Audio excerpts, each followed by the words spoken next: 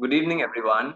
I'm Darrell D'Souza, founder of Earthkeepers Connect, your host for this evening, the 22nd day of the pre summit webinars leading up to the New Earth Summit in November.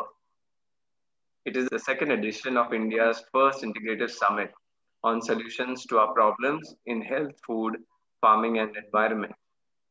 I extend a warm welcome to our esteemed panelists of this evening and also on behalf of our 10 Earthkeeper groups in India and overseas.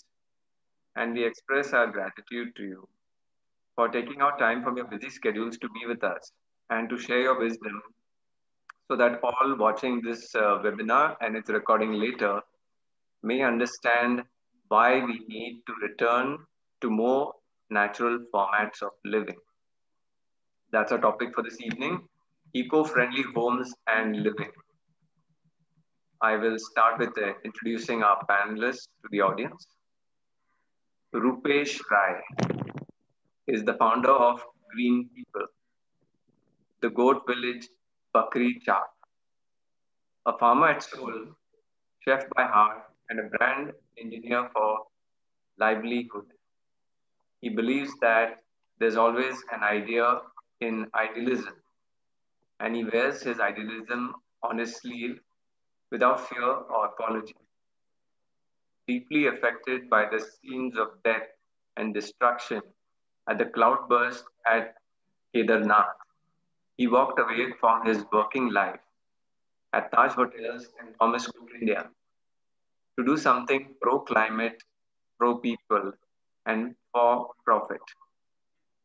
Although his initial experiments of creating a brand of local goat's cheese ran aground in Uttarakhand, now infamous for out-migration, with over 1,800 ghost villages. He didn't stop looking for a social engineering solution that also made good business sense. Somewhere along the way, he started a company that now runs community friendly farm retreats and homestays in 8 goat villages, helped revive the traditional climate proof Koti Banal architecture, and began selling farm products under the Bakri Chap label. But what caught the imagination of young urban travelers in particular was their pay as you like model and the curious invitation to a Bakri Swayamvar or a call for suitors for nanny goats. But that's a story for another day. Our next panelist is Hyacinth Pinto from she graduated from Goa College of Architecture in 1987. Hyacinth has been designing sustainable homes in Goa for the last 30 years. She also specializes in the adaptive reuse of Goan homes, maintaining their character while adapting them for a contemporary lifestyle. She builds homes with locally available materials such as laterite, rubble, and raw laterite soil dug out from the site of construction or from nearby sources. Her first earthen home was built in Diwar in the early 90s. That's in Goa. Her journey in earth construction began with a 10-day workshop in soil block construction at Development Alternatives in New Delhi in 1990. Hyacinth has built mud cottages in Madhya Pradesh and conducted workshops in wattle or wattle and dog construction in Thailand and Nagaland. She's also a consultant for an Adobe eco resort in New Mexico and was invited to make a presentation on her work at the Global Earth Conference at Santa Fe in New Mexico in 2015. Our third panelist, Tallulah De Silva, is an architect with a deep sensitivity towards the environment. She specializes in cost-effective and sustainable building. Tallulah is an active educator and a strong promoter of outdoor learning. She is involved in various initiatives such as the Kids for Tigers project, a national level program for schools by Sanctuary Asia and the Global Shapers community for mentoring youth towards social change under the aegis of the World Economic Forum. Tallulah has also pioneered several urban intervention initiatives such as the No More Zone, that is, non motorized zones, to promote pedestrianization, and has developed ecological projects such as the dry toilet called Eco Loo. Tallulah has won several awards for her work and is an international speaker. The IGN magazine lists her as the 50 top architects that will shape India. So I will start with our first question for the panelists. Why is living in natural homes important? How does it help people and also the environment? So I request Roopesh to please address that first. Thank you, Daryl, and hello, Tallulah, Hyacinth, Pinto, and all the other people who have joined this webinar. Why it is? I mean, it's no brainer. Why it is important? We are constituent of five natural element ourselves. Earth, water, air, space. So anything which is in sync with your own five natural elements, that will give you the nourishment for your soul, and probably some kind of health benefit to your body and happiness to your heart. So why it is important for human being? It's a very selfish choice. It's not something. So living in natural environment, living in something which is pro pro climate, which is pro sustainability. It is not only you are doing good to yourself, but you are also doing good to the society and the environment at large. So that's my take. So it's like, I mean, that's the reason we are here, that we believe in that, living in some natural homes or sustainable buildings is probably need of the future. Yes, only difference is probably before COVID, it was a niche, but after COVID, that niche will become a norm. And Rupesh, can you explain that last statement? Why will it become a norm? Yes, it will become a norm because now the COVID has shown us that how prettily we are into the macro scheme of things of nature. So we think that we are very superior, technologically superior, or we are superior as a race over other mammals and birds and the other aquatic life we have. So we feel that we are more powerful. We started feeling that we are kind of larger than life. We are probably more powerful than nature, and nature has brought us onto our knees. And if you see, some 12,000 years ago, we started our journey as Homo sapiens, and we are like Homo sapiens were probably one of the most vindictive subspecies of Homos. They finished other our kind of cousins and siblings, and we kind of we occupied the resources of this earth. And in that process, we always made this thing an excuse, roti, kapada, or makan. The basic needs is bread, your housing, and your clothing. Now, if you see the entire journey of 12,000 years, till COVID, so I will, visualize a graph that 12,000 years we were going like this, showing our might and power. Now we have come to some kind of, plateau, and eventually we will go down.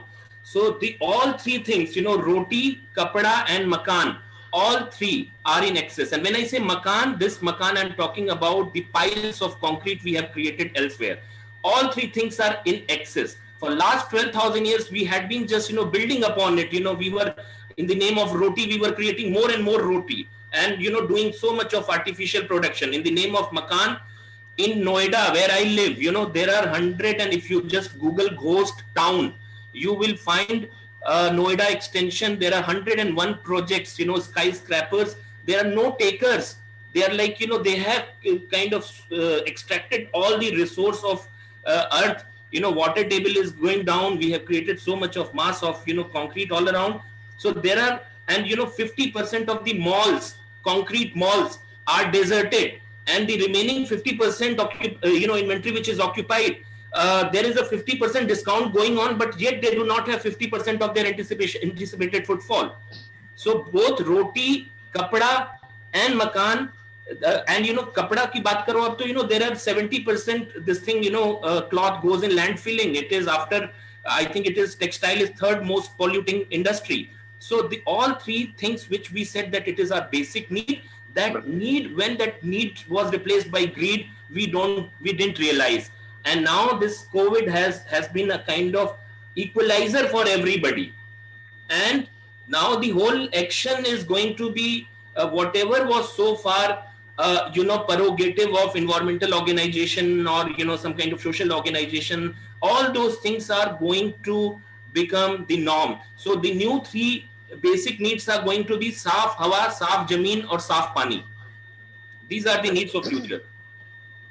Yes, yes, very well said, and bringing all of us to the perspective, and was a very interesting thing, which is a fact. What you said, since so many thousands of years now, few thousands of years, that this roti, kapra, and makan is in overproduction, and rightly, it all takes the resources from the earth. And I have also been frequenting Noida often. I do workshops in Delhi, and I only stopped, in April. Actually, end of April, I was scheduled for a workshop in Gurgaon, and that didn't happen because of the lockdown. But I've seen what you're saying. Even before the lockdown, I've seen the multiple complexes, the multi-story, complexes there that are just all pretty, sitting and waiting, but no occupancy. So very right. Hyacinth, what would you like to share with us about your perspective of why natural homes are very important now? How does it affect people's lives and the environment? See, right from the beginning, people lived with natural materials, and that was the norm for building. Today, because of various other growth in technology, people are expecting materials which are over and above. As Roopesh rightly said, we are building in excess.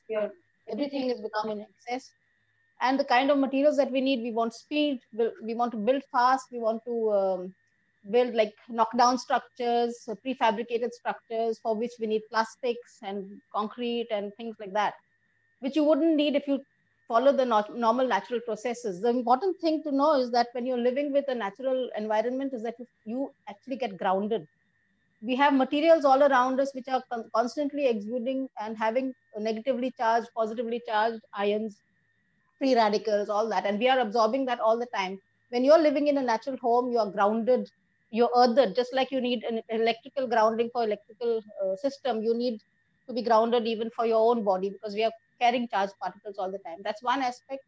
Secondly is we are when we extract too much from the earth, we are destroying the earth, so we are destroying the environment. When we are destroying the environment, we are destroying that synergistic living, the symbiotic ecosystem that is required for every species to thrive, and for every species to balance itself. The earth has to balance itself, and natural buildings go back to the earth basically. So you're not taking out more than what you're giving. It's like you're having a zero carbon footprint, or today it's called carbon footprint, but it's basically you're um, not extracting without giving back.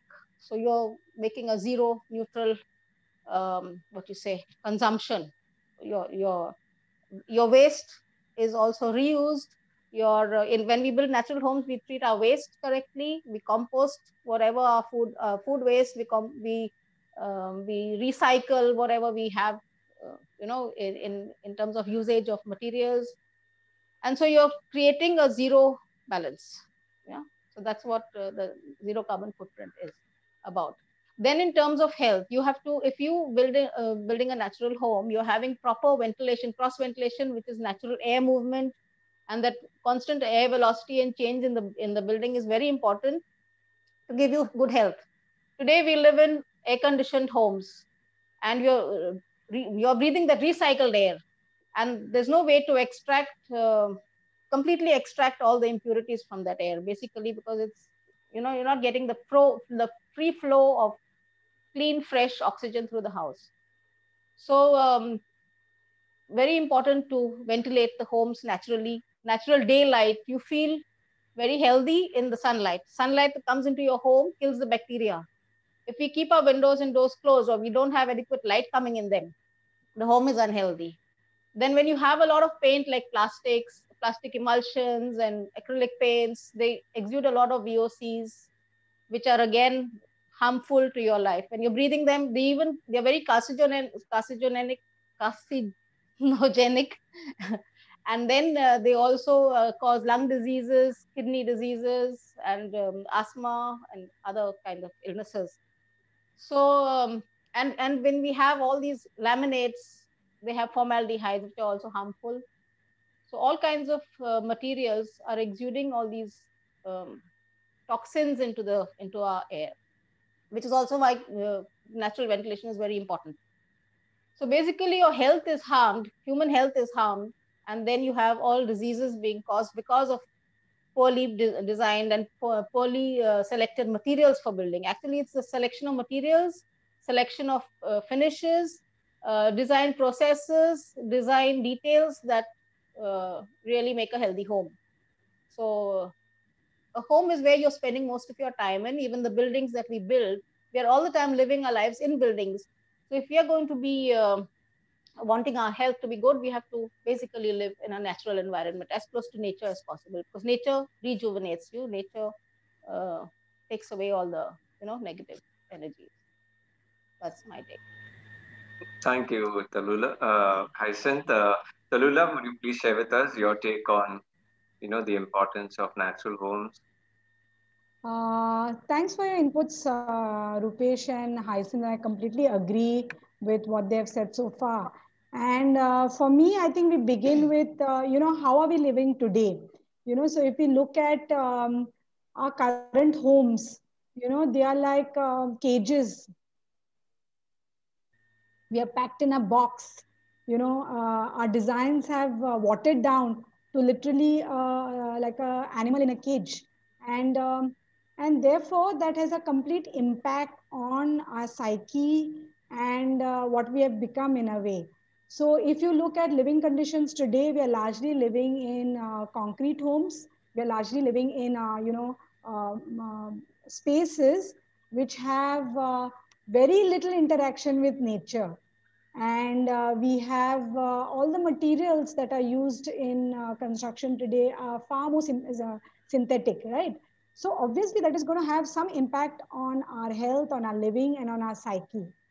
And then you look at the pandemic, and what has the pandemic done? The pandemic has forced us to retreat to our spaces and question, what they give back to us and how we feel in those spaces. And we've all discovered that spending time at the window, a window to the backyard, a window to a green space, a window to the outdoors is something that has become so critical, right? Then if you're in a home, then your immediate backyard, your garden has become something that gives you joy. And if you're in a larger neighborhood, then walking around in open gardens is something that is so intrinsic and valuable, right? So these are all lessons that we have learned from the pandemic. The pandemic itself is caused because we have distanced ourselves from nature.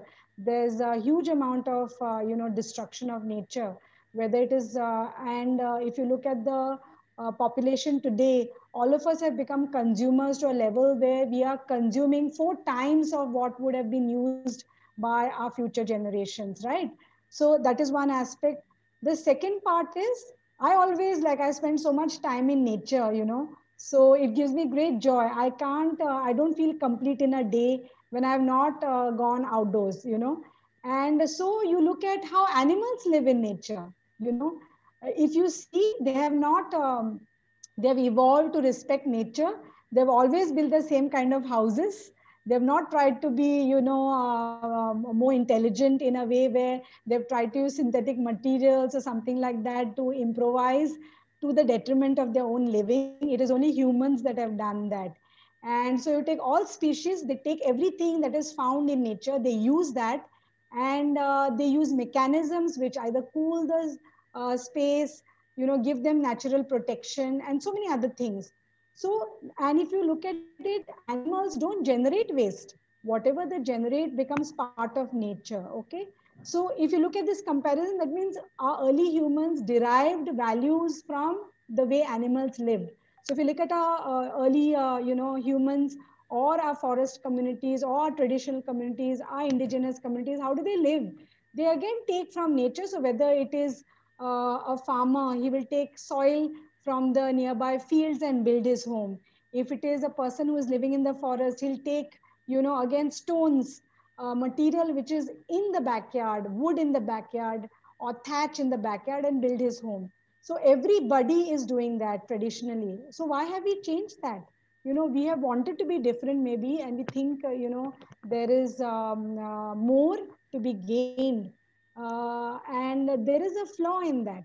The third aspect is, of course, economics.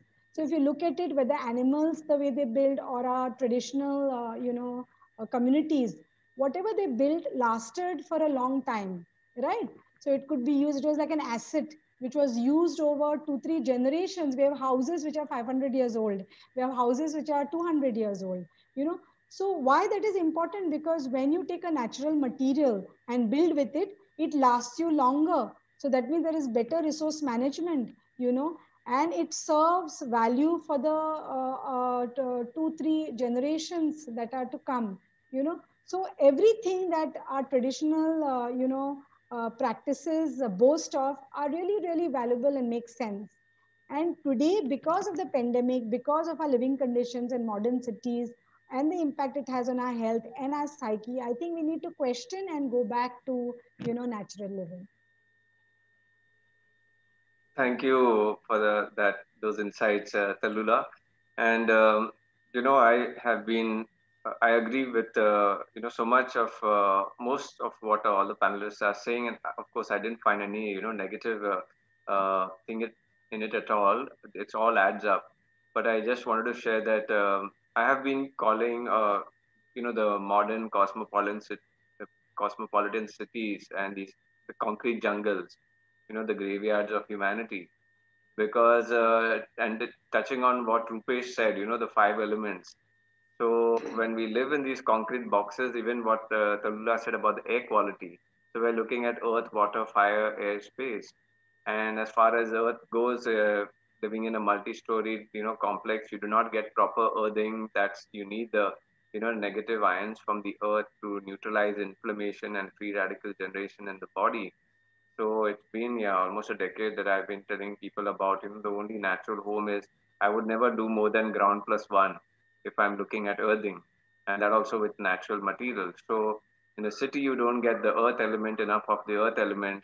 Then the water element, of course, in the city is all piped water, chlorine water, and now people are putting all of this RO and trying to fix all of the problem, and RO is taking out all the minerals. So you have the water element also seriously damaged. I mean, that's the reason why I ran away at the top of my career, in 2010 from corporate life. I ran away from Mumbai and came to Goa because I knew that time at least we could drink the, well water in Goa, and that's the real mineral water instead of going and buying mineral water every day because your RO is giving you clean water, but there are no minerals in it. So that's the water element. And then the fire element, of course, is the sun. And everybody in these cities are all, vitamin D3 deficient because of no sunlight. And they don't get a chance also. When I tell some people, read the chapter in my book, Sun Yoga, and they're supposed to look at, sun for 10 minutes. And they say, I'm not getting that sun. If I go to this window, that window, I'm not getting it at that time, 7:38 in the morning. There are all, tall buildings and the sun I can see only at 9 o'clock. And also what Hyacinth mentioned, as she was talking, I realized in all of these concrete, structures and, multi-story buildings, um, there is there isn't a proper amount of airflow, through the entire space. And worse enough, we are using air conditioning over there. So your air element is also disturbed. And of course, space element is disturbed because you're in all small cubicles, boxed up. For any of our, all of our attendees, I just want to say, just think of the time that you go to an open, mountaintop, is standing on a hill. You feel your aura and your energy expand. and when you go back to your work cubicle or your 3 people in just one room, all of that feeling just disappears. So yes, I very important, from that aspect. But when we, so my question to the panelists is, when we think of these models of now, besides these concrete jungles that we have built, even yesterday we were talking about sewage treatment, right? So much high population density of people, then you got a high traffic problem, you have less oxygen in the area, you got so much of sewage to treat, right? So obviously, and I have been promoting this by giving my own example. Go back to your native place, stop your ancestral house from falling down. Rebuild it, stay in a nice place. I said a home should have at least 500 square meters around it, and that's something natural. So when we talk of this, right, as a proper way of living, um, and Tallulah, touching on what you said, people found it more economical and to go into cities. I see it as mainly the way the developments have happened in all countries by the governments or whatever they facilitated. They facilitated certain areas becoming commercial centers. So obviously everybody flocked there, and the ground level homes were not enough. So they broke down the ground level homes and they made 25-story buildings, because like Mumbai has to cater to so many crores of people. So I just see that the root is something like that, that without giving enough care to develop infrastructure and all of that and spread out people in the villages. Now, even in Goa, if you go driving around, you see for so long stretches, there's nobody, right? So is that the solution? Are we going, is it, I mean, the future model, can something like that happen where people realize that cities are very congested and they can come back to villages, because we are just speaking of these natural homes that seem to be the right kind of, structures, uh, not only to save the planet right now, but also for our future. Um, so, what would our panelist Roopesh? Could you please comment on this? What should be the future in your design, of natural homes, and what is the existing structure? What needs to change? First, I'll start. I just she remarked, Tallulah. She said that our consumption these days, we are consuming 4 times more than our ancestors. So and simultaneously our population, like I would quote a reference, in Second World War we were something like 2.4 billion something. And that time, all the environmentalist, social scientists, they were like, there was a lot of hue and cry that how this earth will be able to take a load of 240 crore or 2.4 billion people. Now that number has reached to something like 7.6 billion or 7.4 billion. So we are, compared to World War II, we are 4 times more, almost 4 times more in terms of population, and our consumption of that 4 times more population is 4 times more than what our ancestors were consuming. So this is, see, the kind of degree of anomaly. We have turned 16 times more evil, what we were earlier, and we are kind of stressed for this whole planet. Now if you talk about how the future of our living is going to be, so there are going to be two things. Okay, either we will be living an absolute sustainable life, or we would not remain there as a race. Earth will recover. Once Earth gets rid of humans, it will recover, it will heal itself. But there is a risk, if we don't mend our ways after this COVID warming, we are very likely to perish as a race. Dinosaurs were top of the their social order or food chain. They perished in no time, just because probably they were also exploiting the resources of earth. So similarly, we are at that juncture, either we will perish or we will evolve. So if we will evolve, this is how we are going to evolve. The evolution has already started. So there are while some 10 crore white collared people they affected in that corporate sector, or people who are living in cushy life in cities, or people who are living on that plastic money, they so close to some 100 million of them, half of them have lost their job, half of them have taken 50% median cut in their salary or whatever earning they are doing. Now, approximately the same number of people, close to some 100 to 120 million people, 120 crore, 12 crore people, they came from countryside, hinterland, these God-forsaken villages to urban centers to earn their livelihood. Now, most of them have gone back to their homes, to their villages. 2/3 of them are not going to come back. I mean, as per the informal primary market research, 2/3 of them are not going to come back. That means 9 crore or 90, approximately 90 million people who were load on the ecosystem of already congested, crowded city, they will be going and they will be cleaning and sprucing up their old homes. So there is some natural alignment happening by default. So we used to do tom about what is special in India, that we have cheap manpower available in cities. So this cheap manpower which was available in city, that was coming from villages of UP, Bihar, Odisha, Jharkhand, Tamil Nadu. They were like, from cities you have brain drain going to Harvard, Princeton and US, UK and building those economies. Similarly, the cities were built by people who were living in the villages. They came and they did, labor masonry job and they built our cities. So they are now going to, and who migrated from villages, people who were like little, combination of restlessness and hardworking, so they were the one who felt that there is no future in village, so they came to the city. Now they are back to their villages. They are, either by choice or by compulsion, they are sprucing up, furbishing their homes, and they are trying to figure out some alternate source of income within their villages. So something is already happening. Sometimes we should also, if the horse is running, one should not whip the horse. So this is default happening.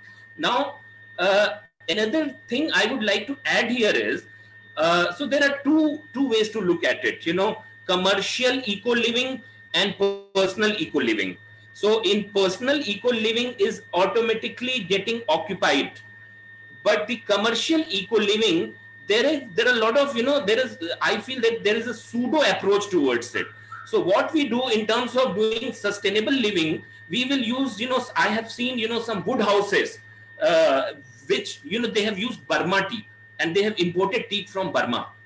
Okay. You go to a Rajasthan commercial eco space and you will find artifacts from Kerala and maybe some utensils from Northeast.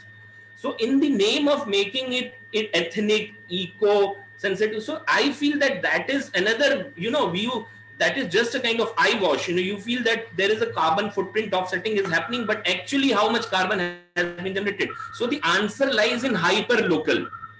Answer lies in restoration of existing inventory, even if it is a concrete inventory. So how to taper off that, soullessness of concrete, and how to taper off that and, bring those elements, and whatever in future we plan to do, we have to keep that, whatever principles and guidelines of sustainability, in mind. And, one example I would like to quote, the ecosystem where I come from. I believe most of you are, from Goa, but I come from, north up Himalaya. Kedarnath is considered the second biggest catastrophe of modern India after tsunami. Okay, close to some 15,000 people are either they have died or they are missing. And why it happened? Because, I feel that, the God ran away and sat in that kind of, God-forsaken place, just because probably God didn't want to interact with too many people. And it became such a 15,000 crore rupees industry, and, bache, bude or jawan, everybody is running there to, have picnic, 5-story building, and, that kind of ecologically fragile place. And, people having party and they are having swimming pool and whatnot. So, and 5 rivers were there, now suddenly those rivers have, after that catastrophe, they reclaimed. So you were kind of suppressing them and they revolted and they reclaimed their land back. So the catastrophe, what was experienced in that tiny little state of Uttarakhand, that hill state, most of it is, out of 13 districts, 10 districts are hardcore hill state. Now, they realized that the old style of architecture, which is called Koti Banal. Banal means joint and Koti means billion. So the houses, and it's a 1,000-year-old technique which was born on the border of Himachal and Uttarakhand. in that Yamunotri valley.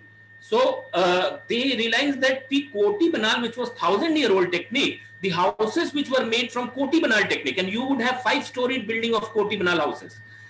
They were made using hyper local elements, and the hard work and whatever the enterprise of the local mason.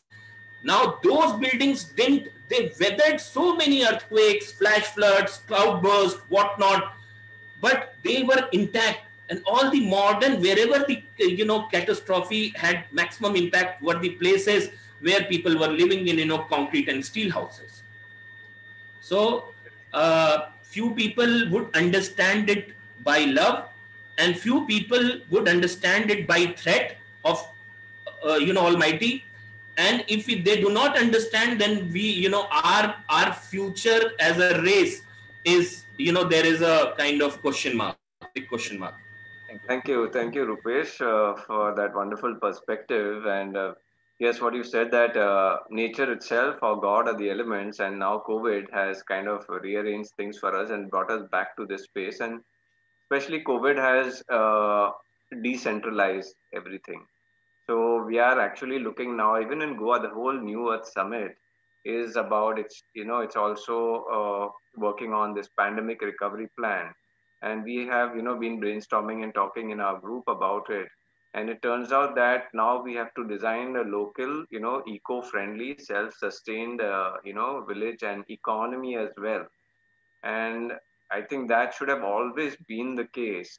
If there was a local thriving economy, people in the village would stay in the village. There would be jobs, there would be education, there would be, everything, culture, and all of that. And so that was missing, the economy part of it, keeping people. And that's why everybody went to the cities, you know. And now this COVID has, because of the, kind of lockdown and the mobilization has come to a standstill. And we are just seeing articles right now, and on the internet also, that second wave of COVID is supposed to come, and then they're looking at locking down states itself. You won't be able to travel from state to state, and they're saying it's going to happen by December. So so yes, point very well made, that nature has brought us to this. And so from Tallulah, would you like to comment on that? Now nature has done its job, but do you also think that this natural home and way of living, it means that we have to get more decentralized, more local, and create economy so that people can actually live in the places that they were born? What is your take on it, Tallulah? Yeah, absolutely. I completely believe in that statement because, like I said, we need to look at traditional community and need to look at, again, take inspiration from nature where everything is so seamless, so perfect. And I've never been one for both practicing and promoting, centralized systems or living. Although I myself, my parents migrated from their village in south of Goa and moved to the city, which is Panjim. And having said that, those times were still different because we still had, systems where we had some sort of, respect to the way we used water, the way we took care of our waste, and so many other things. And times have completely changed. Although I also agree with you that, if you look at cities, okay, and how they are built and how they run or they operate, okay, it needs to be relooked because living together is always a benefit. When people migrate to cities, there are benefits of so many things, no? You're living in a colony, there is pooled resources, so many systems that are put in place, but they are not really sustainable from the purview of resources that are used and the waste that are generated. So I've been practicing that, and I, meet a lot of people, lay people who are conscious about it. I think what the key today is, people who are living close to nature. I would say people, especially coming from underprivileged communities, you know, are still far okay because they understand that intrinsic connection. But I think what we need to change are the larger players, who are the major guzzlers of energy and the generators of waste. So I would target people who are richer, people who have the resources, have the money, and if they set a trend, to build right, then everybody else will follow. If you go to a village and you interact with a, like whether it's a tribal community or whether it's a lay person in a village, if they have mud houses, they want to change it over to concrete because the most prosperous person they see has a concrete house, and they think that is a better option. And also because mud has its own stigma, they think that only a poor man will live in a mud house. But today, because of a lot of consciousness and people understanding the impact of modern living and using modern materials on their health, a lot of people are making that concerted decision to change and use mud as a material to live in. People are now understanding the value of cow dung floors. People are now understanding the value of not painting their walls and leaving them unplastered with lime. And there is, again, you look at traditional materials, lime plasters are carbon neutral, because in the process of burning lime, carbon is released, and in the process of using the lime through the process of hydration, it absorbs carbon, and yet we are using cement, which is a far more destructive and unsustainable material for us.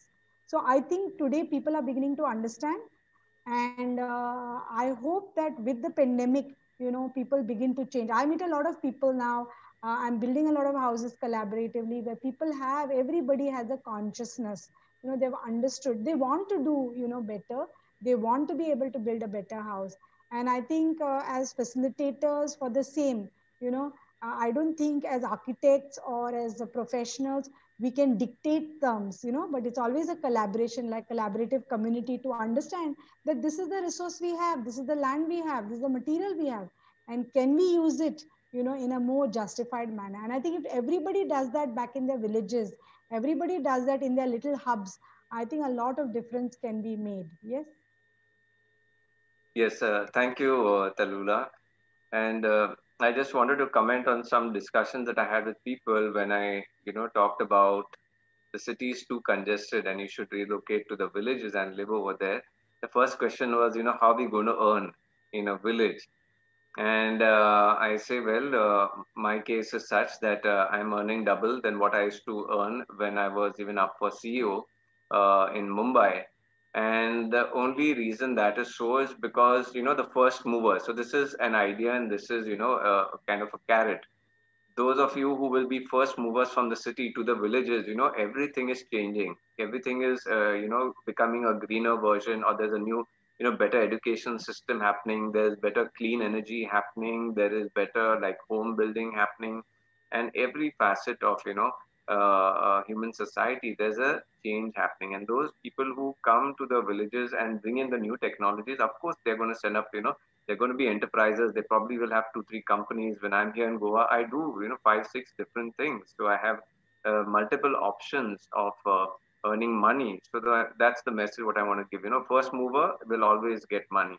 And so that's because the whole world is going through a change, and you might as well be in that enterprise or that kind of technology that is bringing in the change. And uh, so also this question, and I would like Hyacinth to also comment on the same aspect of this relocation of people.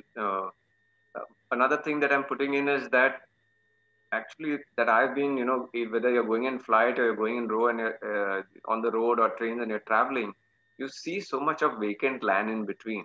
Okay. And still in my imagination, I think even if there are 10 billion people on this planet, but if we relocate and we, cover the land and we have natural things, in my mind at least, I think even this planet can take 10 billion people if it is localized, if it's small in a, recycled way, especially like yesterday, the sewage treatment systems and all, it's all localized and it's a self, circulating system. It's not these city systems where all these sugars are going and all of that is not being absorbed by the land, but it's going into the sea. And even all the fish in the sea are getting contaminated. So Hyacinth, what would you say about this? Is it possible for this transition to happen for people to decongest cities, to come on the land and spread out? I definitely think there is a possibility, but the main problem is movement takes place because of lack of facilities. Facilities like education, facilities like healthcare, and medical, needs, and employment, of course. So people move out if they don't have these things. So what the government should do is actually, or even communities, you have your own schooling systems, good schools, good educational facilities within your space, and you have good healthcare within your space. You will not want to move out because you have your land, you have your house, and you will be doing your own food growing within your compound and within your premises or community based. But the only reason we move out is for education. And then once we move out for education, we hang on there because we get our employment there, and our economic uh, conditions are not met in a village. Then we want educated people, you want to you want to have intellectual discussions and all, you go back to your village, who do you talk to? So you need to have build up that community system even in your village. So instead of letting the villagers move out to the cities, I think you need to take those facilities into the villages so they stay there. So basically that is the main reason for movement of people. So you have to now decentralize. And a lot of people now are, even I know a lot of engineers and PhD people who are going back to farming, and our government is not allowing them to farm because they say you're not a farmer, so they're not allowed to buy agricultural land. I mean, that is ridiculous. So I think something needs to be done about that. Why should I, if I'm not a farmer today, I want to become a farmer? What's the reason I can't get myself rights and buy agricultural land? So these are all aspects that we need to get you know changed in this new coming age, because we need, everybody wants to now go back to farming. As far as I've seen, especially COVID, after COVID, everyone has realized that there's no food there, and everyone was buying food, looking out for the small vendors of vegetables and all that on the Taligaon road, and that's how we all survived in Panjim, from basically from there. So, and all these malls and all that, we did without them, survived without them for so many months. And people are realizing that you have a little patch in your own garden space, you can survive completely and healthily with organically grown food rather than the pesticide infested foods. So I think there's a positive movement and positive aspect come out of this COVID thing, pandemic. It's a blessing in disguise for in many ways. So being locked into in our houses also, we've realized um, how closed in the houses are, how badly designed. We've been sitting there and saying, "Oh, this window needs to be larger." This, things like that. So you have more time to observe everything around you in your home environment, whereas otherwise we've been mostly in offices and other environments. I think it is a very positive move. Also, I think communities should people should get together into communities, because there are some things that you don't need to own. Everybody doesn't need to own individually. So if you have, say, community kitchens, like you have in Oroville, community kitchens and things like that, where people are employed to cook for you, and you are freed up to do other things, be creative, and you can also go in and be a part of the community kitchen when you wish to. So you get a time for yourself. You don't need to be, each one doesn't need to have the same common facilities everywhere. Food is easy to cook. You have a common kitchen. Recreation also, TVs, you don't need a TV in every room like people have now. You can have one entertainment space. I think that way you're reducing the built spaces too. Then you have your own individual studios or rooms for yourself, and homes can become smaller. Footprints can become smaller, basically. So there are many ways of doing these things and reducing the impact and decentralizing for sure. Because when you decentralize, you're handling your waste at a much smaller scale. So you don't need to pipe things out to such distances. You don't need such huge water storage tanks and dams and reservoirs, because you're having it at your own place in a much smaller, form. You're recycling, you're conserving water, you're again filtering and using it and all that kind of thing. So that can't be done in the cities because everything is so mass produced, and there's such a lot of it that You have a lot of energy consumption to even purify those waters. The sewage treatment plants are very expensive. The pumping systems are very, energy intensive. So this way you're just reducing everything when you decentralize. And definitely what, Darrell, what you said was this huge tracts of land that are between the cities. They're totally empty. And that can definitely be used for these kind of smaller communities for decentralization, definitely. Yeah. Thank you, Tallulah, for all those aspects. And just something you mentioned about education, and it's a good thing in the world that a lot of education has become online now, and homeschooling is also picking up.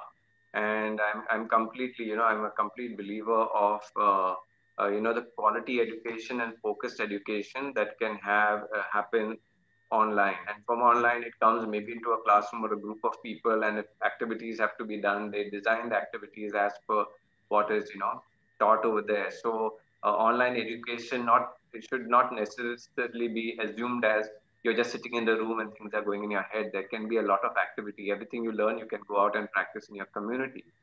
So yeah, so I'm not seeing education, as a limitation. It's going to be available, I think, more and more in local places. Uh, what I still see is that the main thing is economy and money generation and money flow, and that's why we have this theme even on our Earth Keepers. It's called people helping people, and when you have that activity happening at a local level rather than some top structure multinational company corporate thing, they mainly run operations to get certain work done and the money goes out. So, these people are always in that working for somebody else. But when you work and you're doing jobs, so there's so much of work, there's, creating all these systems and infrastructure, that's all local work. Everybody in a state or within a kind of a village and all can do parts of it. So, yes, COVID has brought us in, this scenario, and it looks like a lot of things can happen locally. So I'll go to the next question, which is about uh, if the panelists can share with us the work and projects that each one of you have been doing right now. So what's the core area of your work in this, natural homes? What kind of homes do you build? And what are your ongoing projects now? Roopesh, could you please share with us? Just showing the website. So if you see this, so we have been we received this year's Global Responsible Tourism Award in WTM London, which is like sort of I think we are the first Indian organization to get this after Kerala Tourism. Some 5 years back, they got silver, we got gold. And this was the dying form of architecture. If you see this particular, I'll just click open this one. This was the dying form of architecture, and we revived it through business linkage.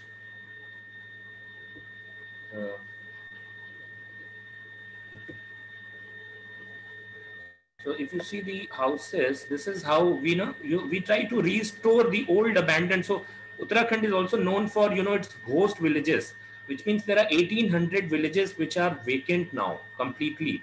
There is not a single soul left there. They all have migrated. So we started using the local material. So this is another unit of ours, which is Dera Bugyal. Uh, these are the local, scrap wood we have tried to put together, and we have created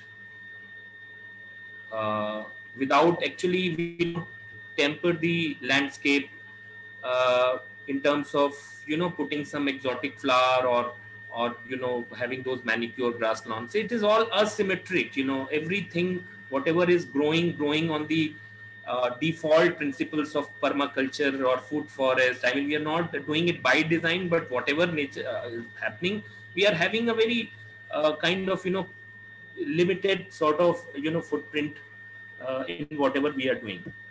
So you're going more with what the land is offering you and how it's shaped. Yes. So just maybe some pictures are there. So now while this is going on, I would like to share with you that we have started a community called Madhouse to Mud House. And we are basically, for 5 years, we created a rural community by the name of Green People.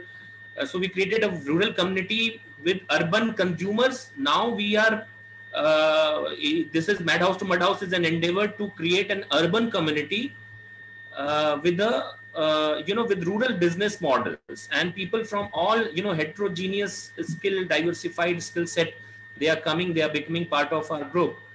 Because only being a permaculturalist or a restoration architect or a tourism expert is not going to create those alternative ecosystems. We need CAs, we need lawyers, we need chartered, we need doctors.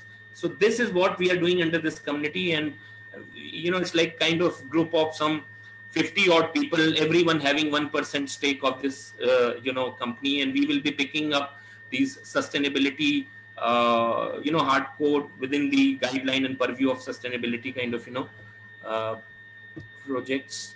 So I will, and this is this, if you see, this is Hideout Kanatal. This is in Kanatal, which is made by completely scrap materials.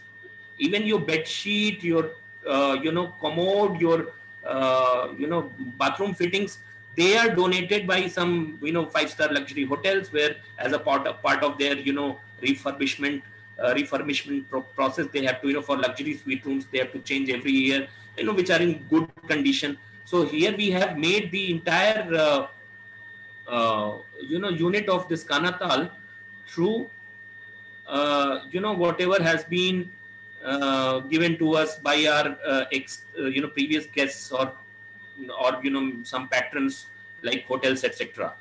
There is any photograph on this website of a typical house, kind of a natural house over there in this place? Really looking forward if there is some picture here. So what is the main construction material that they can use? You see this the first one? Yeah. And this is the cafe, which is made from dismantled Audi showroom. Their glass, toughened glasses we brought, and we have made a kind of glass house in Kanatal. And this is how a kind of accommodation unit in one of the place looks like. So all the units are different. One is a kind of concept of 100% upcycling. One is a revival of a dying form of architecture.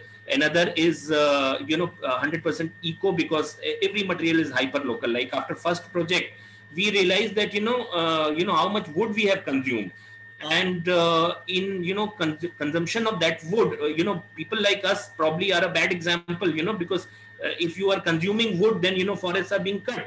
So the second project which we did, we used only local, hyper local material.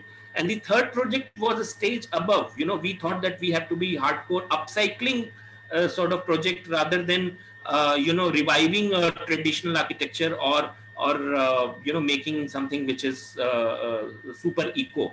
So the third project was, there was a piece of concrete building, we used that. Some other broken houses, we got stuff from there, roof from somewhere, and maybe one block from somewhere. We all put it together, and this third unit was created.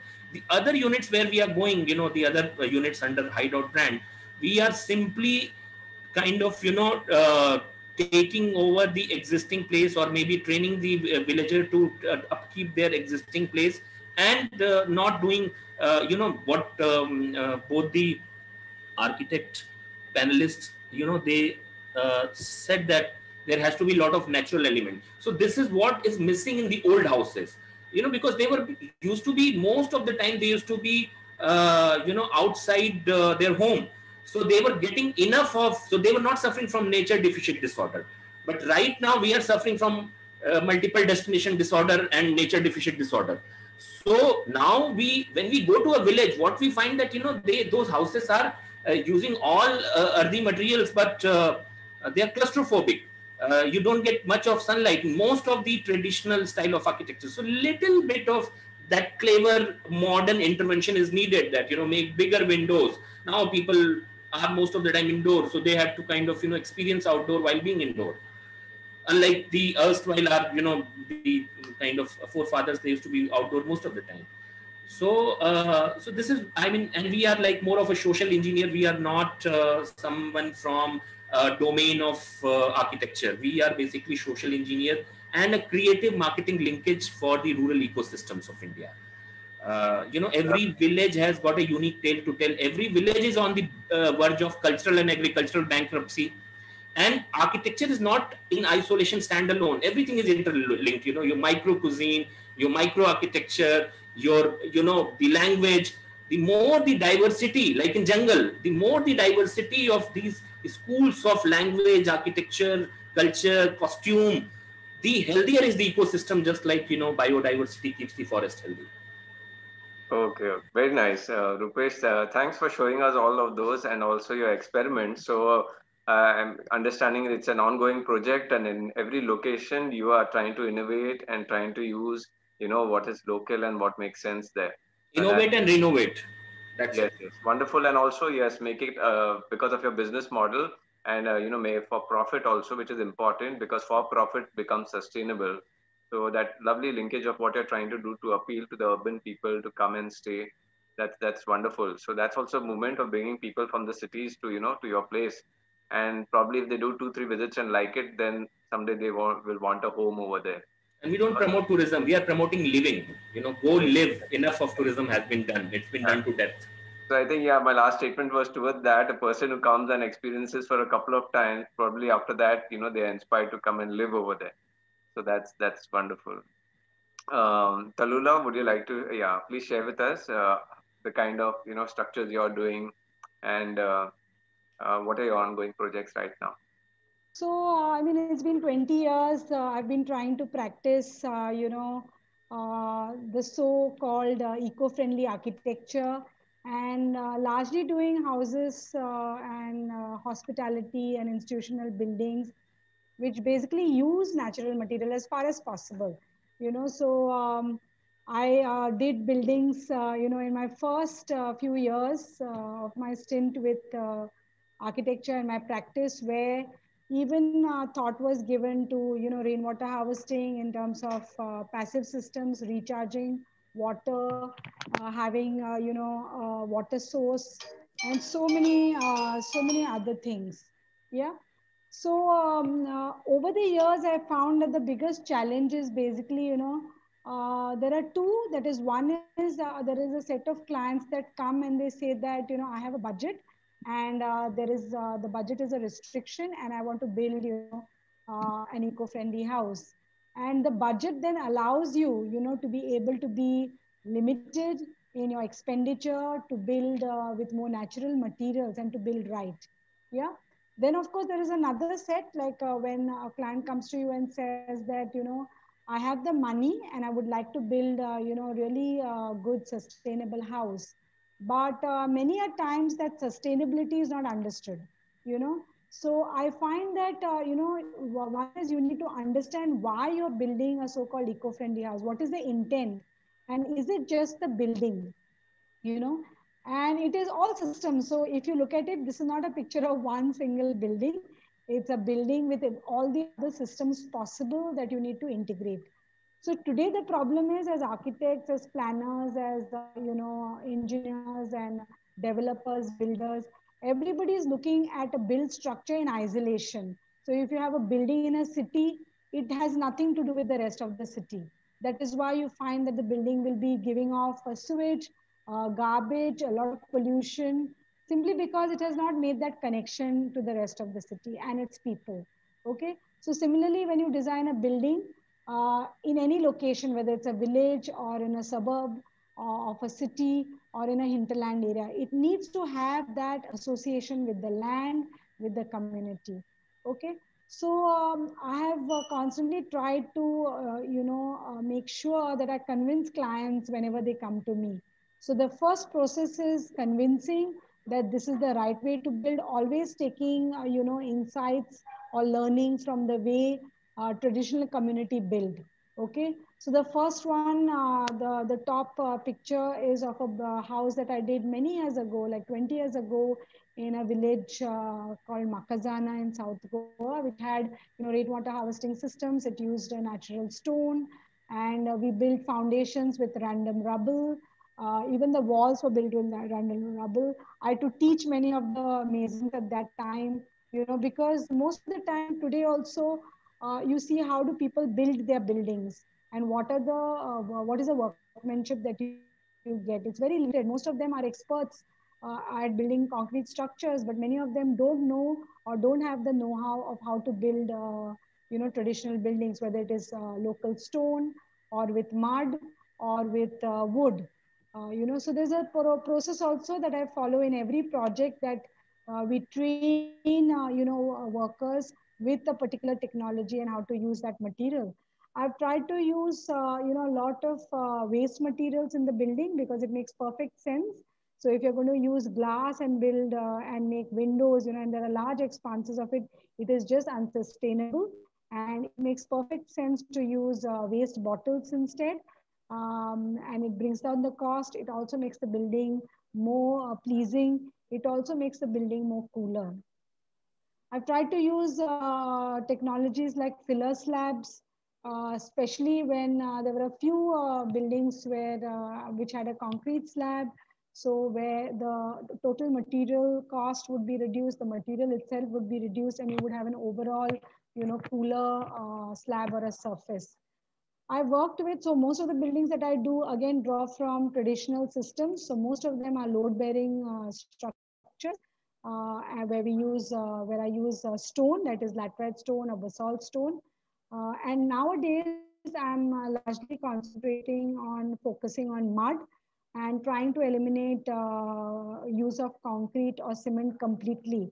And thanks to a lot of my clients today who are well read and who are extremely sensitive and conscious, who in fact insist that we will have a zero, cement or zero concrete building, and there are others who want to, really be conscious of the carbon footprint and opt for material systems which are more local and again using a lot of decentralized systems. Yeah. One way I'm trying to eliminate, using cement in buildings is to use a lot of stone or brick flooring. So entire slabs are built using an old technology called jack arch flooring. And right now, a lot of the houses that we are doing have incorporated this building. There is a picture in the center, lower center, which illustrates, a slab like that. The other systems that you see here are, the root zone systems for your wastewater. There is traditional well building as against, wells that are built with concrete rings, because these are breathing wells. They are more, eco-friendly. They keep the water, more cleaner, you know. There's also a large reservoir that we built recently for an institution in Sulcorna, which has a mud dam. And most of these, many of the structures that I build, I involve students and a lot of volunteering, so that I don't believe that, knowledge that we use as professionals is exclusive. I think it has to be shared so that we can do more, encourage more collaborative building. All the projects that I do today, I consider my clients as my architects, and the challenge that is thrown to them is, you have to be the architect of the building, and you have to be in control with the kind of building that you want. And I'm just a facilitator and want to take that forward. I do that with students, the interns that I have, volunteers that I work with, where we try to engage in many of the building activities that we do, so they understand these systems. Because if you look at formal training today in our colleges, there is nothing that they learned which is close to, giving a real practical experience of how to build. And when you do 5 years of learning, when students are out, they struggle with, they have to learn everything from scratch. So it is important that all these skills are, shown to them by way of demonstration and allowing warrior. Yeah. So nowadays I'm largely concentrating on, convincing clients and supporting building, where we are eliminating use of unsustainable materials and more truly eco-friendly materials. Because sustainability is also becoming like a gimmick. A lot of people want to, you have a sustainable building. And if you look at LEED and IGBC, all that they do is promote, even using glass, even using air conditioners, as long as they have a certain rating, as long as they have a certain green rating. But are they really sustainable is what we need to question. And I think it is our responsibility. I think for architects, it is our social responsibility to be able to encourage people and share the knowledge of building more naturally. Thank you. Yes, thank you, Tallulah. So I would ask Hyacinth, what are your ongoing projects and what kind of work, building structures do you promote? Really sorry, I haven't anything to show you today. But yeah, I've been building only eco-friendly structures. I try to completely eliminate the use of concrete. It's always with mud, natural materials like laterite, rubber. Actually, very similar to whatever Tallulah showed you. That's my style of building also. And I mean, that's the choice of materials I make. She has her own unique way of building, of course. I also encourage a lot of students to come and visit the sites, and then I keep some of them open as workshops in the process of building. And because I believe what you're saying is definitely true, they don't learn sufficient hands-on experience in the colleges, so we have to let them, get onto the site and learn from there. I do a lot of restoration work of old houses because I believe actually what happens is they come to us with a request that we want to break this down and construct. So I try to tell them, okay, tell me what you need in your house, and then we fit it in, and somehow tailor it, and then they're very surprised with the results, and they're actually happy because they've saved so much of time as well as costs, and they got the ancestral house. You know, blessings from the ancestors too for keeping the house and not breaking it. And of course, you're not consuming fresh materials when you're building an old house, when you're restoring it. So with that, and now I'm getting a lot of requests for mud structures because people are realizing that that's a good material to build with. It's a comfortable, thermally comfortable material to build with. You don't need air conditioning. The internal thermal comfort temperature comes down by at least 8 to 10 degrees from the external, even in the peak of summer. You don't really need. All you need is a fan if you want to shut your windows in the heat. So these are the kind of structures I build, and these are the structures I promote, and I definitely encourage people to build that way. It took a long time to get here. As far as mud was concerned, my initial processes were like one mud house in 10 years. So that kind of a client you'd get in 10 years, would say, okay, fine, come on, let me build with mud. Today it is like everyone comes and says, I want to build in mud, I want to build with mud, because it's becoming a fashion trend. It's becoming, as Tallulah said, this green ratings, IGBC points, which is actually good in many ways, but choices being made for, as Roopesh said earlier, they are being like just for the sake of fashion. I know houses that have been built actually in the forest with concrete and stone, and then just you have bamboo outside to say that it's built with bamboo, for the external aesthetics. So it is being untrue to the real cause of why we're doing it, but it's just to say that I have built with bamboo. There are architects who are doing this too, just for the aesthetic, to say we built a bamboo house or whatever, but actually it's just a cladding. Likewise, even with laterite rubble, you see a lot of structures in Goa which are actually built, plastered over, and then you'll have a little thin sliver of stone cladding over it. So basically, you're wasting material because you already have a structure which doesn't need to be clad any further with the stone. So you're wasting the stone on that. You have the stone itself can be used as a building material and left unplastered.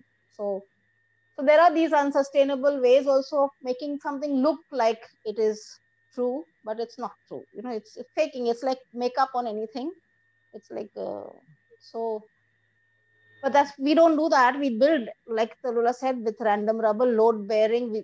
The material is true to itself, and it has the capacity for taking the loads and the stresses that it's meant to take. So you might as well leave it exposed and use it for its integrity.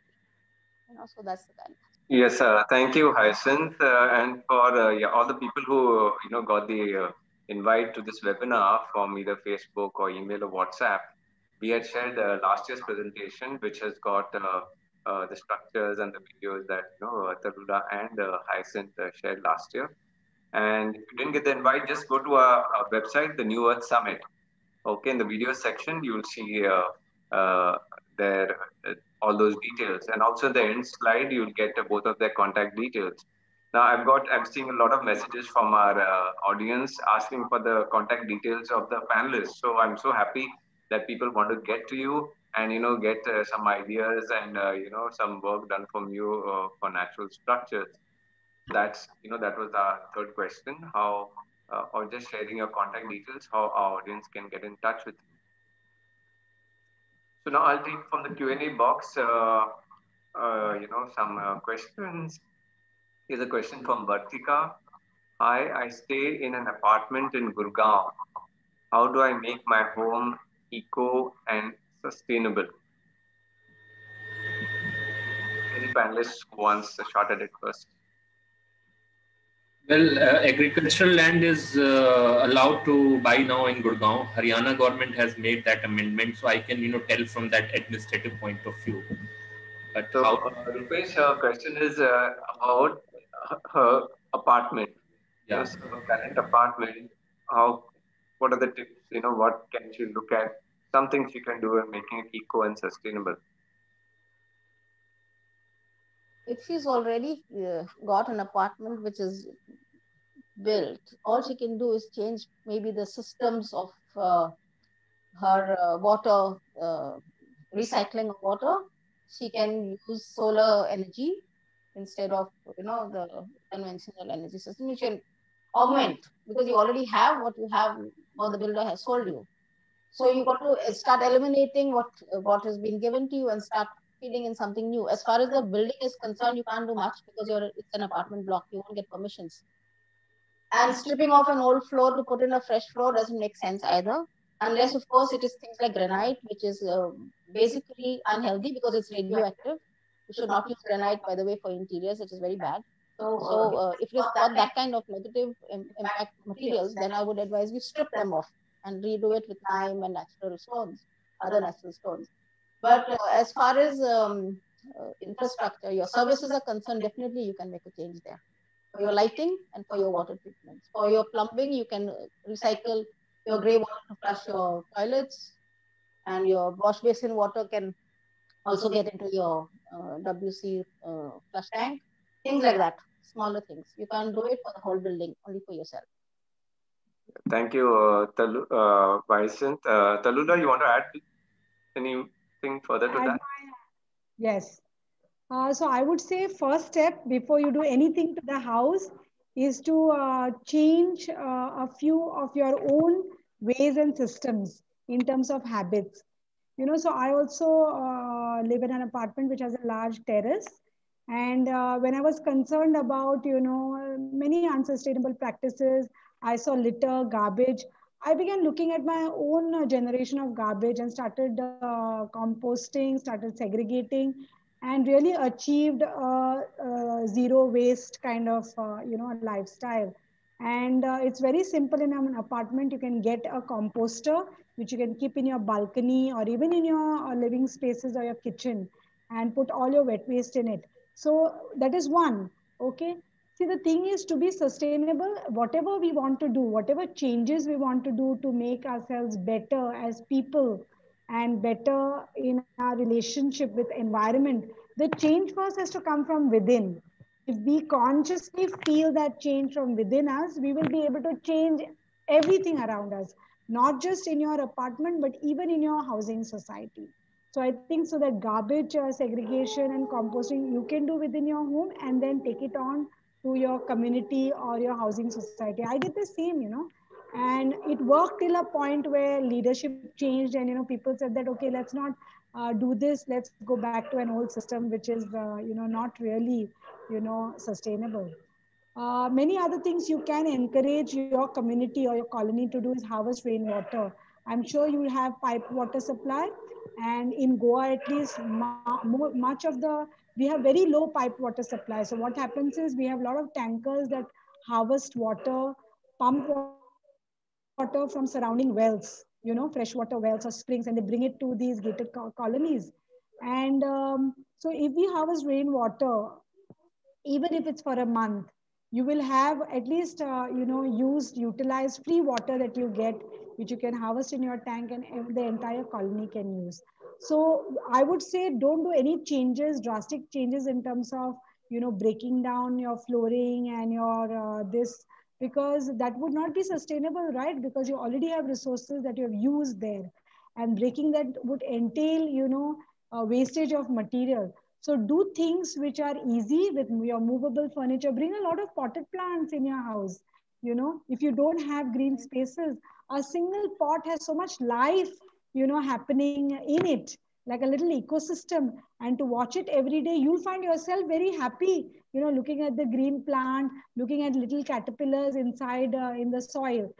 So there are little transformative processes and systems that you can use in your home to be able to bring about a sustainable transformation within you and within your apartment first. Thank you, Tallulah.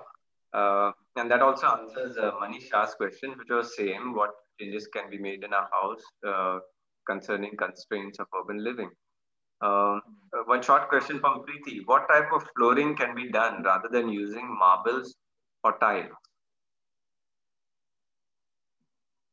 So you have concrete, which is IPS. It's just cement, basically. It's not concrete. It's Indian patent stone. You're using a little bit of cement to uh, to finish your floor.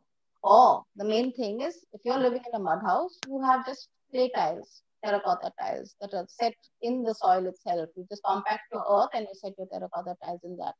There's quota stone, natural quota stone that you can use. There's so many floorings uh, that are available. And I think the clay floorings are the best because your feet feel very good on a mud floor and a clay floor. But it all depends on the context of your house, where it is located, how it is built. If you're in the city, it's a little bit difficult to do the clay flooring there, which is in soil. You of course lay it in lime or in cement. But there are so many options. It all depends on place to place. The question is a little bit uh, you know loose-ended, basically, not specific. So, Tallulah, you can add to that also. Yeah, I would again add that if you have an existing flow, don't break it. Let it live its life because it's already built, right? Yeah. And instead do subtler changes. Throw some rugs on the floor, weave some mats yourself, and you can place them on the floor, which makes it more intimate, and nicer. So these are subtle things that you can do. You don't really have to renovate your house to be able to make it sustainable, because the practice of and the what you're going to do, in terms of breakages and removing what is already existing will make it unsustainable. So I don't support, doing drastic changes to what you already have. Let it live its life, and you can add things to it by which it can make the feel softer, more intimate, more warmer. Yes, thank you, Tallulah. There's a question, anonymous. We don't know who it is, but it's for Roopesh. Is there any investment in Goat Village? Yes, of course, we sold our blood, then our kidney to get it going. So there had been investment through friends and family. We have not taken any help from any non-government organization or even government organization, because after initial cycle of life and death, we actually became sustainable, and since then we are sustainable. So there was an investment in first two goat villages, which were like greenfield project, to make villagers believe in their own style of architecture. We were to create a test tube baby of the village over there. So two places we did investment. Now we are expanding through whatever franchisee and management model. We are giving market linkage to unutilized rural home inventory. Uh, Home inventory as well as their farm produce inventory. Home inventory under our Hideout brand and farm produce inventory under our Bakricha brand. So there was an investment. If you want to know the quantum of investment, first unit we spent around 3 crores, and the second unit we spent around 1.5 crores, and the third unit we managed in 15 lakhs, and after that we have done expansion without investing anything. And we don't intend to. We realize one thing, we learned that we are not a construction company. We are basically a marketing linkage organization with a social bent of mind, green bent of mind. So then we quickly exited from that, but still, if there are some really serious kind of hardcore green project, then we can get into it in terms of doing some kind of sustainable building out there. Thank you, Rupesh. And here's a question, in that direction only about. So it's from Bharat Kinga. I want to ask all the panelists if they have a certain percentage of people we would need to make sustainability the real deal. So I think this question is about, yeah, creating a space or a community. What is the minimum number of people? I'm just interpreting it like that. I'll just read out the question again. Uh, do the panelists have a certain percentage of people we would need to make sustainability the real deal? So I can go first. Yes. And I think we have to take all the people that we can get. We can't leave some people out. And if you see today, the people who have access to this webinar and who have access to technology are the people who are really unsustainable, all of us.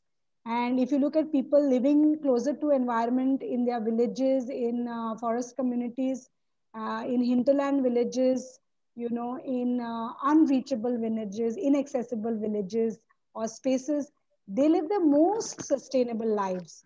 Okay, so it seems that, and we have no choice. We have to take everybody to make a difference to be able to make things better for us. And the pandemic is telling. So we'll have to do everything. It is not just in building sustainable houses. It is building, having sustainable mindsets. It is having change within ourselves. There has to be a transformation within ourselves where we are more acceptable to live more frugally. What has the pandemic done? It has taught us to be more frugal, right? We have done away with going out and eating. I mean, there was a whole trend, at least in Goa, where people were spending so much time, and spending money going out to eat. And in modern cities, we waste 40 to 60% of the food that we buy to eat and we serve on our plate. So in every aspect, as modern humans, we are absolutely unsustainable, and we will have to take all measures, right from the way we live, the way we draw resources, and like Hyacinth, all of them said, Roopesh and Daryl, we'll have to look at living frugal lives within our backyards, growing food within our backyards, and trying to live as closer to nature. The more closer we live to nature, the more sustainable we will be. Thank you, Tallulah. And I just want to mention something. I'm putting a website, okay, in the chat for everybody. Amazing example of this community, damanhor, .org. So go there and see it. This is just addressing that question: how many minimum number of people? I'm sure even 100 people or 200 people can make a kind of eco community. Of course, it may not be self-sustained, but this village close to Italy has got about 600 people, and it's 40 years old. They have their very natural structures, a very spiritual, universal system. They make their own food, and they have their own currency, which is at par with the euro. Okay, so that's speaking a lot for a self-sustained community. And so go have a look at them. Even I have been, trying to promote this idea, and I've been talking about it, an eco community since, maybe since 2015. And now we're trying to get more serious about it and do something in Goa. There's a place of, 1,000 acres, or we were looking at 300 once before. But I think, yes, what I agree with Tallulah, first, you have to get that mindset in where you are here and now, start transforming those things that can make you sustainable. So that's the first thing. And then, of course, if some people who are very convinced about it and are willing to leave their existing places because they know enough of the science and they have enough number of people to come along with them and do it, definitely, that should be done. And the reason that even I've been working on this is because, this whole New Earth Summit. and all of these components that go into all the different aspects of health, food, farming, environment, structures, and economy and governance. We want to set up a kind of example because this is what I've given you now. Damanhur has set an example for this, uh, yeah, 40 years ago, and so that's what the more kind of places we make like this for the people who are convinced. I say those are pockets of new earth, you see. And even in this project, we're trying to keep everything natural and organic, as use the best natural sciences from all across the globe. So that's something in just its initial stages and ideation, but we'll definitely give you an update as things move forward. So here is a question from. Wait, I saw a question from here. An architect from Goa, very well known, Rita Modi Joshi. Her question is: how have the sustainable structures performed against the vagaries of nature? Yeah. So Good basically, question. we have seen ourselves that mud structures and stone structures have survived the test of time thousands and thousands of years. The Great Wall of China is still standing thousands and thousands of years, millennia actually. So, and even the houses in Goa, many of them are still made of, I mean, were made of mud and they're just 400 years old and they're still there. Whereas you look at structures like Junta House, in Panjim, it's like falling apart and it's a concrete structure built in probably the 70s. So, as far as I understand, it's much easier to maintain these kind of structures if you build them right, because you have to understand that you got to protect them from the vagaries of nature by proper roofs and proper detailing. Basically, the detailing helps with that. And yeah, when you have the house for generations have been living in our ancestral homes, we still have them. So that's a, I mean, that they speak for themselves basically. Yeah, and I think Thank you. yeah, and I just wanted to add, that we need to look at is when we say, we need to use natural materials. Natural materials also have something called a regenerative value. It means that, let's say a house lives, for 500 years, even at the end of its life, let us say at the end of 500 years, all the materials that have gone in making that house can be reused. For example, a lot of times, the houses that I work on, my clients, we often look at, wood that can be salvaged and used. And there are so many old houses now that have been brought down, and the wood is really of good quality. And if that can be salvaged, so it's already, you lived its life, right, for like whatever hundreds of years, and it still has the ability to be used in new housing. So that means every material that was used in our old traditional houses has a value by which you can reuse it again. So I think the key is to look at these aspects and to understand. And like Hyacinth rightly said, when concrete has a short life, today the quality of concrete, the manner in which it is built is so bad that your concrete structure will have a life of, let's say, 50 years. And then what do you do to keep that concrete structure alive in its vegetative state? You have to do these lot of artificial treatments, which will not carry the building on for more than, let's say, 5 years.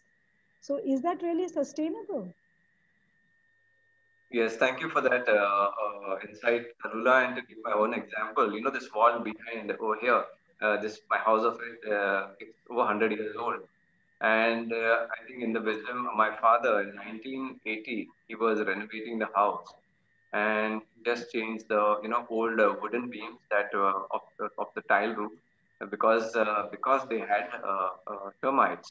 Okay, but the inside wall is still there, and it was just plastering done, and this is whitewash. I come from a cosmopolitan city and a spick and span clear flat in Bombay. I mean, it's still there. It's closed now, but I'm still okay with this tuna kind of paint, and so I think yes. Now another example, my this outhouse where we mostly used to keep store things and all of that. Uh, in one of the rains 2 years back, I got to hear from my neighbor that one of the walls kind of collapsed to some degree. And then this was before, I mean, yeah, before 2010, before I came here. So I think it was in 2008. And they said the wall has collapsed and some cows are going inside and sitting over there.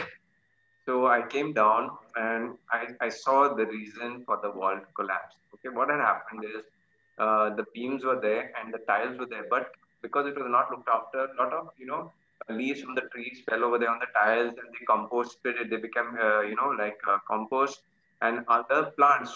All this 1 foot plants were growing all across the roof, and those plants, their roots were going through the tiles.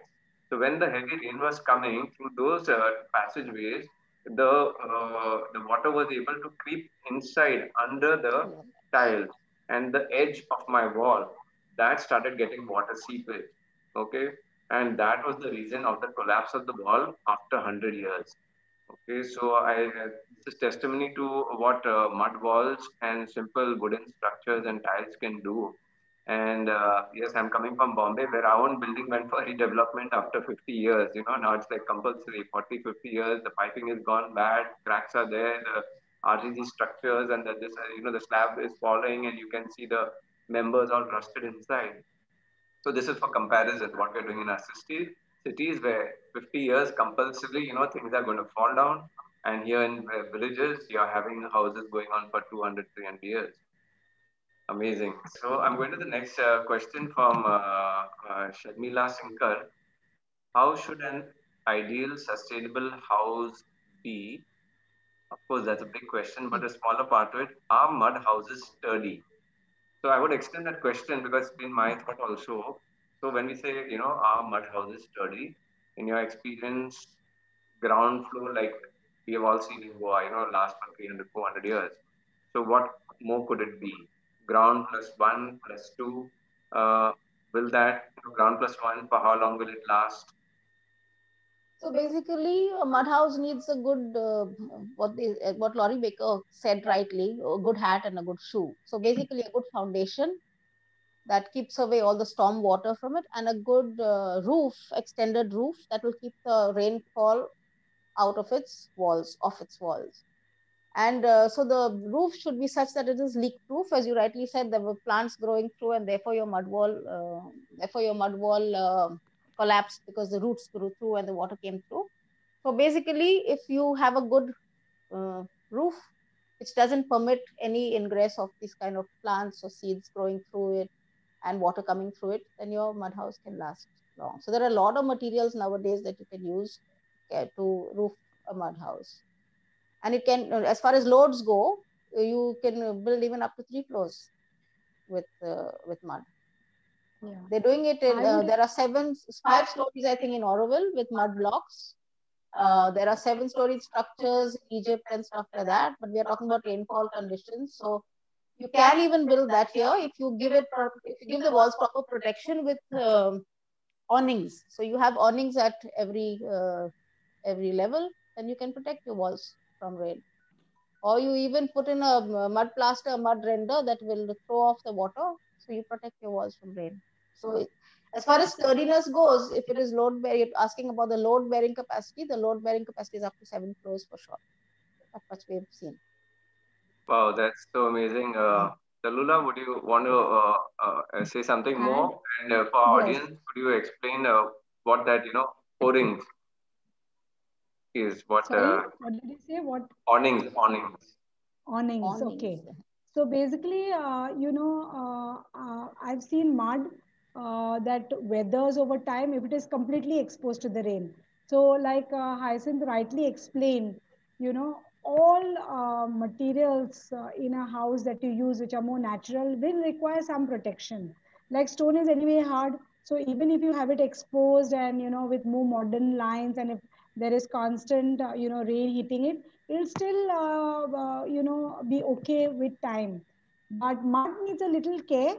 And even the most basic kind of mud structures, that I've come across have weathered over a number of years when they have not been taken care of, like how Daryl talked about how his roof, there were things growing simply because there was low maintenance. and you need to look at many of these things. It's anything. We take care of our bodies, right? We take care of our health. If we don't, then we get sicknesses. So I think with a living home, it's the same thing. We need to care for it. We need to look after it as long as we are living in it. And if we don't, the moment we stop living, they will just become one with nature will take over. Now, again, I would say, I always draw my insights from nature. And look at how all animals build. You have animals which, build homes, and they share homes over different generations and different species. Like a termite nest will over time become a nest for a cobra, or a snake.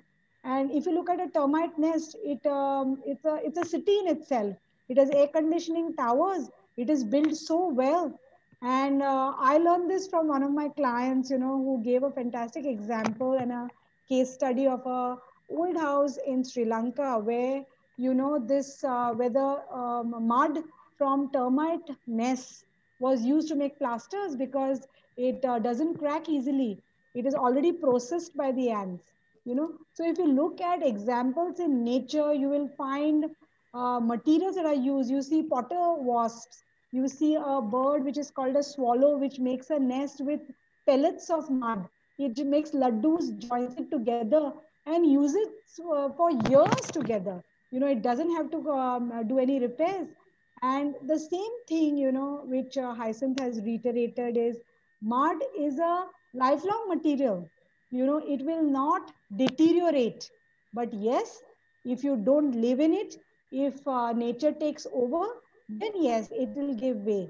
So it is important that you protect it in a certain way. Basic things that you need to do is give it a good cover. And what Daryl asked me to explain, an awning is nothing but a good overhang, a roof which is projecting out to be able to protect the wall from a heavy rain or shower. Thank you. Thank you, Tallulah. And we just got 3 minutes left, so I'll slip in a couple of questions from Meena Malhotra. From Meena Malhotra, any model in mind to make small eco-village communities for urbanites? You Or share. let's ask about if any of our panelists know of any small eco-village that they have seen in any parts of India, or maybe even. Actually, I've done a couple of study tours and traveled with the students that we work with. So it's children, then college students, and even professionals, whether they're architects or professionals from other professions. So what we have done is simply looked at traditional settlements and about I think this was last year. We went to Spiti Valley, and it was so beautiful. We looked at the structures that they were living in. All the houses were basically hundreds years old. They had flat roofs, and there was constant way in which they would repair their roofs to protect it from any deterioration.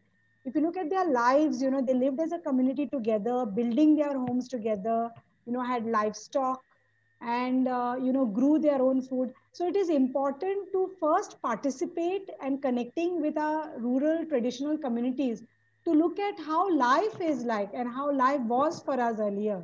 I think with modern living, there is a clear disconnection between the way we have started living. So it is important to connect with our own traditional communities, which is maybe close by to you, where you can visit and live with the family. There are a lot of homestays now which allow you an insight into the lives of people in tribal communities, for example. So I think that is the first thing before you can make the attempt to live in a modern, community which is sustainable. Yes, thank you, Tallulah. That's a great idea, and everybody should try that out. Especially go live with the community or people in the village and see their systems, study it, because they will always do simple, eco-friendly, and sustainable practices. Um, so we've reached the end of our time, and just if any of the panelists would like to wind up with some closing statements on this topic, Roopesh, would you like to? say something. Yes, I would, use that probably one-liner which we use as tagline of our organization. We are into the business of ruralizing the urbans and glamorizing the farmers. And let's co-create this ecosystem, alternate ecosystems together. Yes, yes, wonderful, wonderful movement, Rupesh. And from your, it was in your intro also, and you shared a bit with us that as you are helping, these local homes and also getting people over there to visit and stay and move, slowly the economy of the place is going to get better, and creating the farms and the food also there. That's I think the real solution, for this world, that people start creating local economies in the villages once again. Um, Hyacinth, would you like to say anything in closing? Well, I think I was quite impressed with this Rupesh's eco homestays and all that he's doing for these ghost villages. It's really utilizing already built infrastructure and bringing in people from out into these villages, so giving them new life. And I think a lot of can be done with so many villages in even Gujarat has a lot of these villages which have become ghost villages after the earthquakes and things like that. So I think we need more people who are into this field, of taking people into back into the rural life. That's number one. And I think even your idea, Daryl, of starting a whole eco village uh, here, wherever in Goa, close by, is a great idea, because a lot of people now are looking for living into the moving out from their city life and getting into this kind of life. And I think um, having one village like that will be an example for a lot more people. So that's the main thing. Yeah. And I enjoyed the session. Thank you. I hope the others enjoyed it too. Yes, thank you, Hyacinth. Thank you, Hyacinth, and thanks again to once again to all of our panelists for being with us and sharing all your experience and ideas. And at the Keepers Connect, we'll do our best to share this recording with as many people as we can, and especially the urbanites and the city people, to inspire them and show them there is a path, there is a way. Thank you once again, and have a lovely evening.